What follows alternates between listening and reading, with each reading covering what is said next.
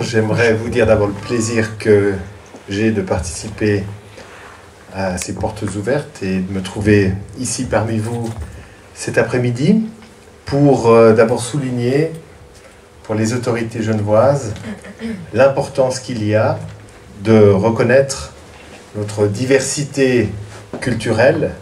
Genève est, vous le savez, représentée par 190 nationalités, combien de langues, de cultures et bien entendu des religions et des grandes religions fondatrices, parmi lesquelles évidemment il y a l'islam qui marque de plus en plus, je crois, les esprits et pas toujours malheureusement par rapport à un certain nombre de réflexes d'un certain nombre de nos concitoyennes et concitoyens dans le sens positif.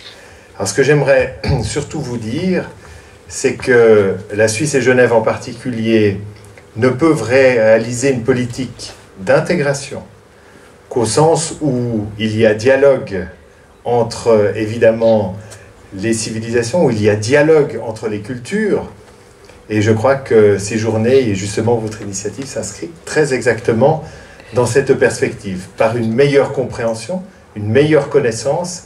Là-dessus, je me reconnais entièrement dans les propos que vous avez tenus. Je crois qu'il est fondamental de rappeler que l'intégration veut dire non seulement partage de valeurs, mais ça veut dire partage de valeurs dans le sens ouverture des deux côtés.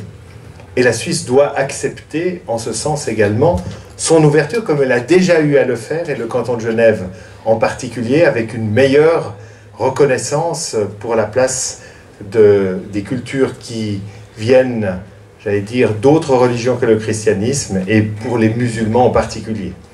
Les moments sont particulièrement durs, avec l'initiative que vous connaissez, qui est l'objet également d'une mobilisation intense des autorités contre cette initiative, tant elle est dangereuse, malsaine, et évidemment non conforme à la constitution de notre pays.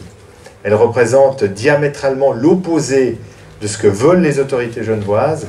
Nous ne pouvons que dire à quel point nous nous sentons concernés par cette initiative, par la nécessité de la rejeter, et nous devons à tout prix le dire à tous les échelons systématiquement. Le Conseil d'État a eu l'occasion de le dire par une conférence de presse, vous le savez. En même temps, je pense important de dire qu'il n'y a pas, et Dieu sait si c'est important pour Genève, que l'intérêt économique. Il y a d'abord et surtout un message à adresser à la communauté musulmane, parce que c'est une communauté qui fait partie de la Suisse, qui fait partie de Genève. Combien parmi vous ont la nationalité suisse? Le chiffre va aller toujours évidemment en augmentant, et nous sommes évidemment dans ce moment important où les autorités n'ont pas seulement à reconnaître l'élément économique dangereux d'une initiative, mais également à reconnaître l'importance pour le pays d'un changement qui est en cours vers la diversité, vers les différentes diversités. Et c'est en tout cas le message que je tenais à vous adresser cet après-midi. Je vous remercie. La présentation de notre école, en fait, et aussi après, on a aussi l'espace jeune.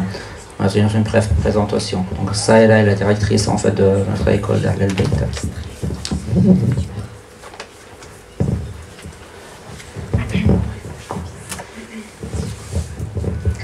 Bismillahirrahmanirrahim. Chers frères, chères sœurs et chers invités, assalamu alaikum. Je suis heureuse et fière de vous présenter l'école Ahl el-Bayt. L'école a débuté il y a maintenant 6 ans. À l'origine, l'école Ahl el-Bayt était un petit groupe de 10 enfants et 2 enseignantes bénévoles qui se retrouvaient dans des maisons chaque semaine.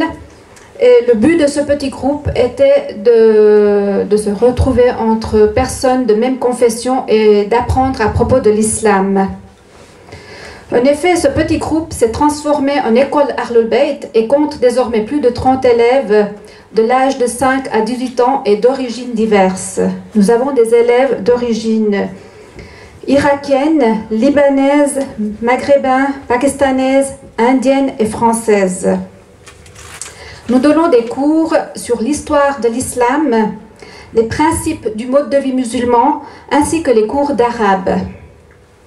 Nous voulons donner à nos enfants l'opportunité d'apprendre les principes du mode de vie musulman afin de les guider dans leur vie de tous les jours, dans leur interaction avec les autres, dans leur comportement et leur attitude envers la famille, les amis et les gens qu'ils rencontrent. Et pour finir, nous espérons ainsi contribuer à la formation des jeunes ayant des valeurs morales saines, ainsi que de solides principes qui feront d'eux des citoyens honnêtes et responsables, tout en gardant leur identité culturelle et religieuse. Voilà, donc je reste à votre disposition si vous avez des questions, sinon je vous remercie de votre attention. S'il n'y a pas de questions, je passe aussi la parole à l'espace jeune, pour 5 minutes, donc Asma et Zainab peuvent venir. Donc au sein de la fondation, on a formé un espace jeune vraiment rien que pour les jeunes en fait, qui puissent donc avoir des dialogues entre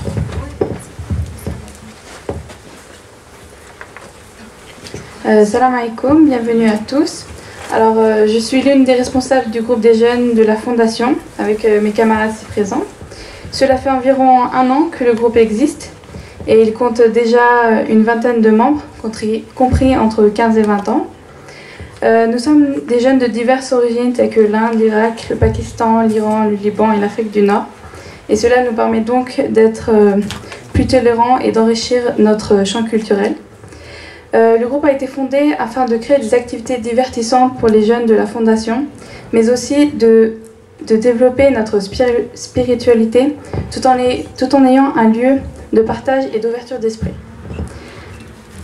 Les jeunes sont, comme qui dirait, l'avenir de l'islam, et donc il est nécessaire de pouvoir avoir un groupe auquel nous rattacher pour garder ces principes tout en étant intégrés à la société d'aujourd'hui. Notre groupe encore récent a connu quelques activités telles qu'une sortie tout au début afin de se connaître mieux au sein du groupe. Puis nous avons organisé des débats sur différents thèmes sur la religion, mais aussi des jeux, et nous avons d'ailleurs partagé un repas pendant le mois béni du Ramadan. Par ailleurs, un site internet est en cours de création. Les projets envisagés sont les suivants. Un projet humanitaire pour les personnes nécessiteuses, des voyages culturels et religieux, mais aussi des sorties sportives et divertissantes et des débats interreligieux. Pour conclure, notre groupe, malgré qu'il soit encore très récent, est déjà très ambitieux et nous espérons aller loin dans un enrichissement culturel et religieux.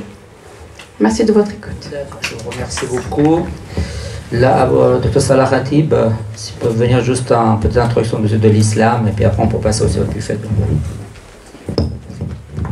Je m'excuse, je fais juste encore une petite interférence dans le programme.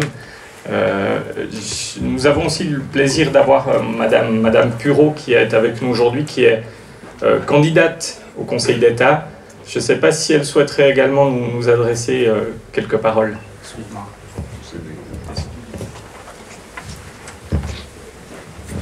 Bonjour à toutes et tous, je n'avais pas du tout prévu d'intervenir. J'ai accompagné Monsieur Baird avec lequel effectivement je suis en campagne puisque nous sommes tous les deux candidats sur la même liste. Moi je ne suis pas conseillère d'État, j'espère que je le deviendrai à partir de dimanche prochain. Mais je dois dire que c'est avec beaucoup de plaisir que je l'accompagnais et avec beaucoup de curiosité aussi. Et je pense que des moments comme ceux-là, ils sont très importants. J'espère que vous aurez la visite de nombreux Suissesses, voire d'autres nationalités qui ne connaissent pas votre religion et qui ne connaissent pas des lieux comme celui-ci. C'était mon cas. Je passe tous les jours devant pour aller au travail. Je ne travaille pas très loin.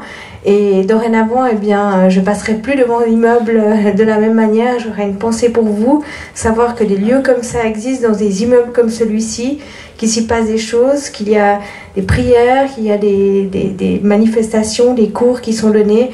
Je pense que c'est dommage qu'on ne le sache pas davantage. Et je salue vraiment l'initiative de cette journée. J'espère qu'il y en aura d'autres et que de nombreuses personnes viendront vous visiter dans le courant de la journée. Voilà, alors bonne chance pour cette journée et puis bonne suite pour toutes vos activités.